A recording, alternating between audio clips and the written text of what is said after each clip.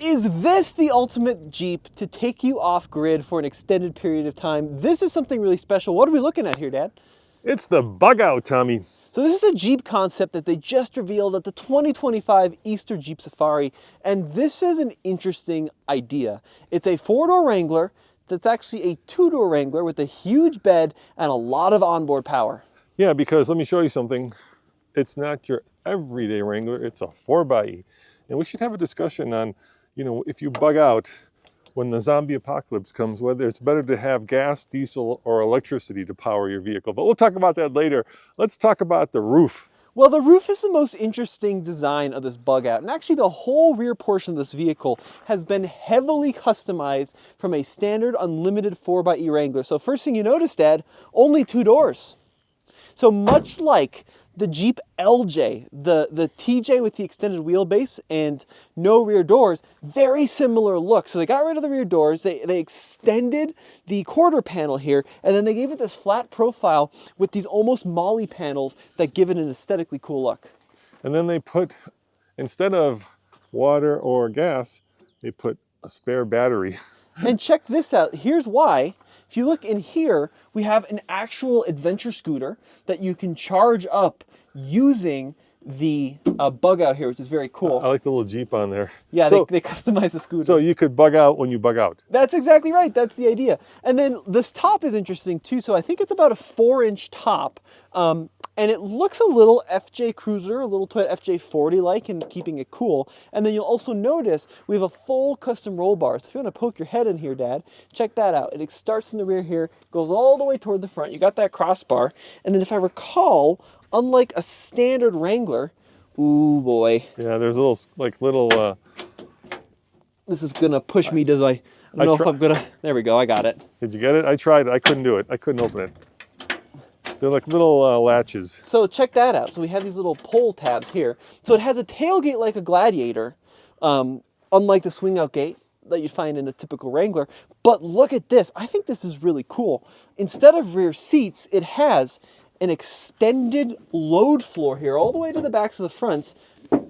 Durable. So if you wanted to hold not only scooters but bikes but other things, you could do that back here. Yeah, you could sleep in here. You could put a mattress in there. You've got your Max Tracks or Max Track copies on the side. And what do you think of this custom bumper? I kind of like it, dude. It's really interesting. Let's see if I can figure out this now. Yeah, I was playing with those little latches. There we go.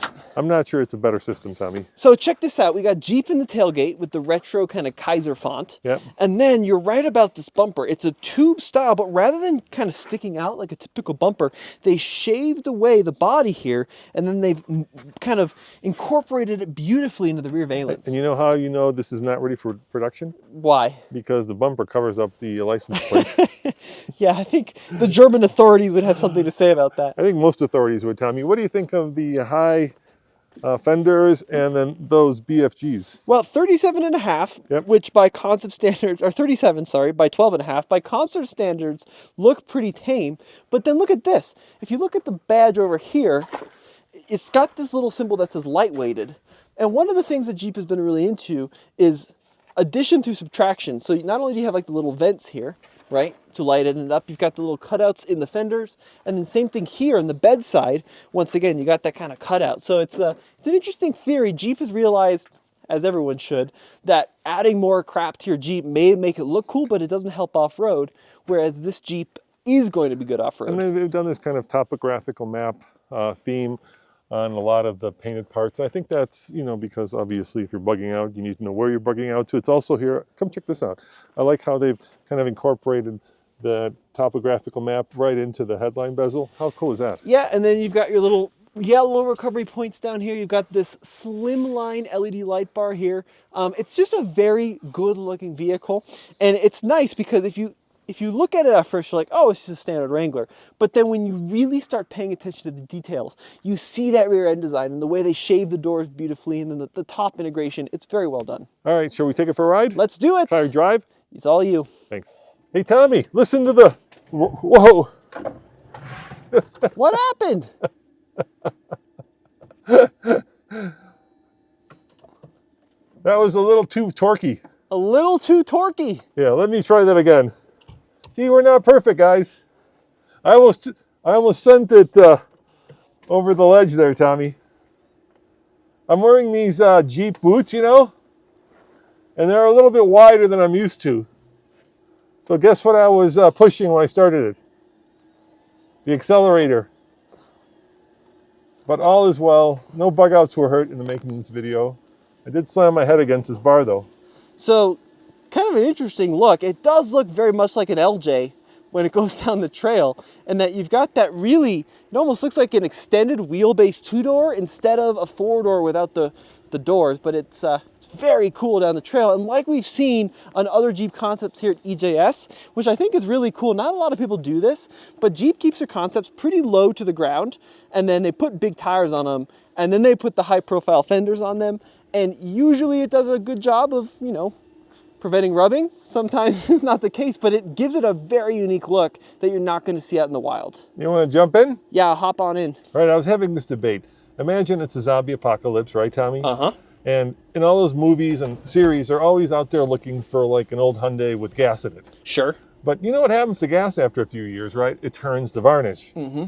Same thing with diesel. It may last a little bit longer, but eventually, like... Well, you got years in it. Yeah, like fungus starts to grow in it, right? It's not great. Whereas this, which is powered by electricity, is renewable. So in the zombie bug out, you could have a windmill, you could have solar panels, and potentially you could power this. But once gas and diesel go bad, unless you have a refinery, right? Think about Mad Max, right? That's what it's all about, the refinery.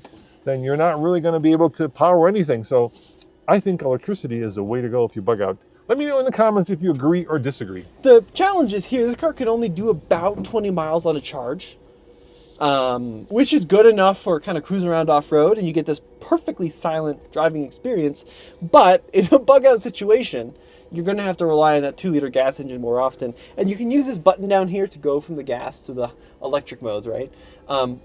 So bug out located up here on the roll bar. You'll notice it is a full custom roll bar, and I think someone dropped me a comment below, but I think the windshield's more slanted than I've experienced in other Wranglers. Yeah, and over here we have a bruise from this roll bar. And then check this out. I mean, it's a joke. I'm kidding. Look at these seats. So almost like a neoprene seat design. Oh, this is meant to be fun, Tommy. We can have a little fun. Same thing over here. It's got like a neoprene center console, and it looks like it's gonna be really durable. Just gonna ignore me, huh? Well, I don't. I mean, listen, this is not a practical measure. To your point, I know. It's a concept. It's a concept. I'm just having a little bit of fun here, for my stupidity. So the hood is the coolest part about this. It is. I like how it bugs out. Yeah, it kind of sticks up above the hood, Yeah. and I think they use this hood on like a Hellcat swapped Wrangler in the past. But yeah, you know, it drives like a 4xe on big tires, really, really quiet. You can feel the shifting. Yeah, it's very cool. Yeah, I mean, look, the 4xe has been out a few years now, and they sold a lot of them simply because there was federal and state incentives for electric vehicles. Sure. So a lot of people have 4xes, they're plug-in hybrids, and it makes sense that they create a concept vehicle using this platform. So I commend them, but the thing I've noticed, Tommy, is in the last several years, they've had the Magneto here, which is an all-electric Jeep, and yet this is as close to all-electric as we're going to get. Yeah, I mean, they had it for a couple of years in a row. They didn't bring it back for 2025. But look, maybe they've kind of tempered some expectations on the future of an electric Wrangler, because we know about the Jeep Recon coming, which is the Jeep Recon is going to be fully electric and similar to a Wrangler, but unibody and independent suspension. So that's going to be their new electric route. But is it coming, Tommy? I have heard hide nor hair about that. It's interesting. I mean, we've seen the prototypes, right? We've seen some of the concepts, but not much else beyond that. Yeah, you know how the Charger has done, and that may be a little warning to Stellantis if they want to keep doing electric vehicles. Anyway, let's show them some of the other concepts that are here, and if you guys come back to, we're crabbing a little bit, but that's okay. If you guys come back to alltfl.com, you can see all the coverage. We're doing one a day, and who is this video brought to us by, Tommy? Onyx Off-Road, our go-to off-road navigation software with cell phone layering now. So if you want to know when you're going to be in service next, check out Onyx Off-Road using the link in the description below or the QR code. Yep, and as always, this is Roman. And Tommy, we'll see you next time. And we'll go do, which one do you want to do next? We'll figure it out. We'll figure it out. All right, see you guys next time. Ciao.